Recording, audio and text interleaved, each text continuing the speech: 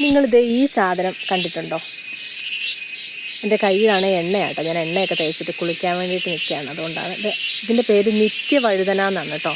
എനിക്ക് തോന്നുന്നു ഈ സാധനം ഉണ്ടായിക്കഴിഞ്ഞാൽ ഇതിനകത്ത് എപ്പോഴും നിത്യം വഴുതന ഉണ്ടാവുന്നത് കൊണ്ടാണോ നിത്യവഴുതന എന്ന് പറയുന്നതെന്ന് എനിക്കറിയില്ല.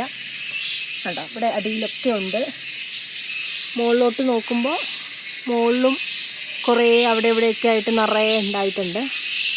അപ്പോൾ നിങ്ങളുടെ നാട്ടിൽ ഇതിന് നിത്യവഴുതന എന്നാണോ പറയുന്നത്, അല്ലെങ്കിൽ ഇതെങ്ങനെയൊക്കെയാണ് നിങ്ങൾ കറി വെക്കുന്നത്, ഇതിനെക്കുറിച്ചൊക്കെ എന്തെങ്കിലും ഒരു ഐഡിയ? ഇതാണ് കേട്ടോ ഇതിൻ്റെ ഇല. നോർമൽ പയറിൻ്റെയൊക്കെ ഇല പോലെ തന്നെ, പയർ പോലെ തന്നെ ഉണ്ട്. ഇത് വള്ളിച്ചെടിയാണ്, പക്ഷെ അതിനകത്ത് ഇതുണ്ടാവും. സാധാരണ നമ്മൾ വഴുതന എന്ന് പറയുമ്പോൾ അങ്ങനെ വള്ളിച്ചെടി അല്ലെന്നാണ് തോന്നുന്നു. ഞാൻ ഒരു വഴുതനങ്ങ ഫാൻ അല്ല.